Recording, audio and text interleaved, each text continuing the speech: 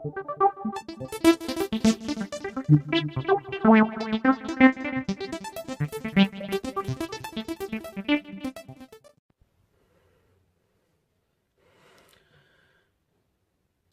பார்க்குறது Redmi puts 4 active. இது கிட்டத்தட்ட 6 மாதமாக யூஸ் பண்ணிகிட்ருக்கிறேன். இதோட குவாலிட்டி நல்லாவே இருக்குது. இதோட டிசைன் பற்றி சொல்லணுன்னா மேட் ஃபினிஷ், நடுவில் சென்டர் லைன் ஒரு கிளாசி ஃபினிஷ் மாதிரி கொடுத்துருக்காங்க. டைப் சி போர்ட் சார்ஜிங் அது பக்கத்துலேயே. இதில் தெரியுமான்னு தெரியல, ஆனால் இதில் ஒரு பேட்ரி இண்டிகேஷன் ஒன்று இருக்குது, ஒரு கலர் லைட் ஒன்று இருக்குது. கேஸ் இப்போ தெரியுது.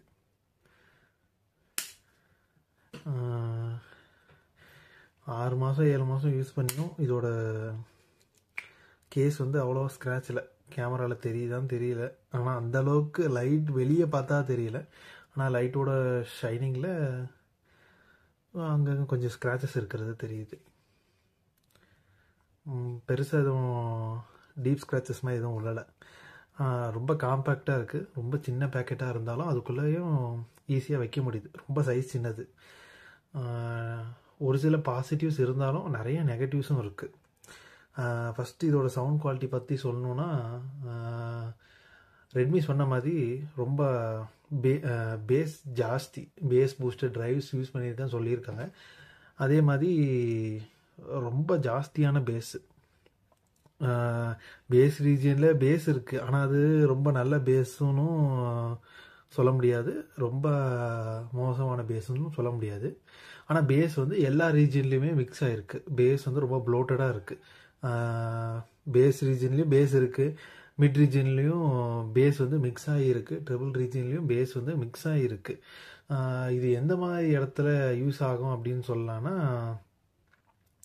இன்கேஸ் எதாவது ரொம்ப ரிலாக்ஸாக பாட்டு கேட்கணும்னு நினைக்கும் போது. ஏன்னா அந்த இடத்துல வந்து இந்த ட்ரிபிள் ஷார்ப்னஸ் வந்து ரொம்ப ஜாஸ்தியாக இல்லாதனால ஒரு மெலடி சாங்ஸ்லாம் கேட்கும்போது ரொம்ப ரிலாக்ஸாக இருக்கும். ரொம்ப அந்த ட்ரிபிளோட ஹார்ஷ்னஸ் இல்லாதனால அந்த ஒரு மாதிரி ரொம்ப சவுண்டு கேட்குறது வந்து ரொம்ப ரிலாக்ஸாக இருக்கும். ரொம்ப என்ன சொல்கிறது, ஒரு சிலருக்கு வந்து ட்ரிபிள் ரொம்ப ஜாஸ்தியாக ஷார்ப்பாக இருந்தால் அந்த மாதிரி காது வலிக்கிற மாதிரி இருக்கும். அந்த ஷார்ப்னஸ் இல்லாததுனால இது ரொம்ப ரிலாக்ஸாகவே இருக்குது. வேறு மெயின் இன்னொரு நெகட்டிவ் என்ன அப்படின்னா, ப்ளூடூத் கோடக் வந்து எஸ்பிசி மட்டும்தான் சப்போர்ட் ஆகுது. இந்த ப்ரைஸ் கேட்டகரியில் நிறைய பிராண்ட்ஸ் டிடபிள்யூஸ் வந்து ஏஏசி கோடக்கும் சப்போர்ட் பண்ணுது. அது வந்து பெரிய நெகட்டிவ். அதுக்காக சவுண்ட் குவாலிட்டி ரொம்ப மோசம்னு அந்த இடத்துல நம்ம சொல்ல முடியாது. கொடுக்குற ப்ரைஸுக்கு ஓகே, ஆனால் பில்ட் குவாலிட்டி வந்து ஒரு தரமான பில்ட் குவாலிட்டி, அது கண்டிப்பாக இந்த இடத்துல சொல்லியே ஆகணும். ஆனால் நிறைய காம்ப்ரமைஸ் என்னென்னா, இன்னொன்று என்னென்னா, இதில் இருக்க அந்த டச் சென்சிட்டிவிட்டி, எந்த இடத்துல டச்சு கொடுத்துருக்காங்கன்னே சொல்ல முடியல. ஒரு சில நேரம் டச் ஆனால் ஒரு சில நேரம் ஒர்க் ஆகுது, ஒரு சில நேரம் இதுதான் அந்த டச் சென்சிட்டிவ் ஏரியாவா அப்படின்னு சொல்லி நம்மளுக்கே கன்ஃபியூஸ் ஆகுது. டச்சு வந்து இங்கே மிகப்பெரிய நெகட்டிவ். எதை காதில் மாட்டும் போது திடீர்னுட்டு டச் வேலை செய்யுது, திடீர்னுட்டு வேலை செய்கிறதில்ல, திடீர்னு ஏனோ தானோ ரொம்ப வேலை செய்யுது. கரெக்டாக சென்ஸ் பண்ணி டச் பண்ணோன்னா அந்த இடத்துல வந்து இது வேலை செய்கிறதில்ல. 1000 ரூபாய்க்கு இது ஒர்த்தா அப்படின்னு கேட்டால் ஒரு வேலிட் பாயிண்ட் சொல்லலாம். இன்கேஸ் எனக்கு வந்து ஒரு டிடபிள்யூஸ் வேணும், ஆனால் சர்வீஸ்க்கு வந்து பக்கத்துலேயே சர்வீஸ் சென்டர் அவைலபிலிட்டி இருக்கணும் அப்படின்னு நினைக்கிறவங்களுக்கு இது ஒரு நல்ல ஆப்ஷன். ஏன்னா ஷாமி வந்து கிட்டத்தட்ட ஷாமிக்கு ரெட்மிக்கும் கிட்டத்தட்ட சர்வீஸ் சென்டர் எல்லா இடத்துலையும் இருக்குது. எட்டுற தூரத்துலேயே எல்லா இடத்துலையும் இருக்கிறதுனால இன்கேஸ் ஏதாவது ப்ராப்ளம் அந்த இடத்துல வந்து உங்களுக்கு இதை நீங்கள் கன்சிடர் பண்ணலாம். சர்வீஸ் உடனே கிடைக்கிது. மற்றபடி வேறு எதுக்காக அதை கன்சிடர் பண்ணலாமான்னு கேட்டால் அது அவங்கவுங்க ஒப்பீனியன். என்னை பொறுத்த வரைக்கும் ஒரு ரிலாக்ஸாக ஒரு இடத்துல சவுண்டு கேட்கணுன்னு யாராவது சஜஷன் கேட்டால், ஒரு 1000 பட்ஜெட்டை ஃபிக்ஸ் பண்ணி கேட்டால் இது சொல்லலாம். ஆனால் சவுண்டு குவாலிட்டிக்குன்னு இதை ப்ரிஃபரன்ஸ்னு கேட்டால் இது அந்த இடத்துல சஜஸ்ட் பண்ணுறதுக்கு வாய்ப்பு இருக்காது.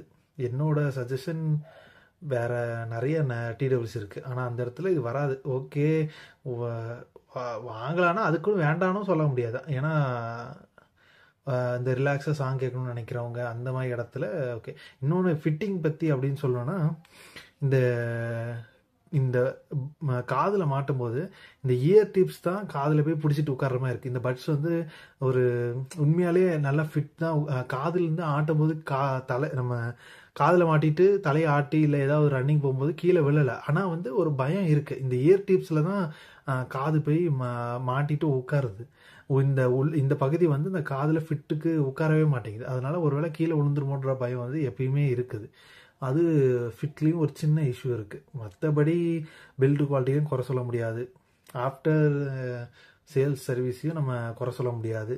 சவுண்டு குவாலிட்டி எஸ்பிசி கோடக்குன்றதுனால இது மட்டமான சவுண்டு குவாலிட்டி அப்படின்னும் சொல்ல முடியாது.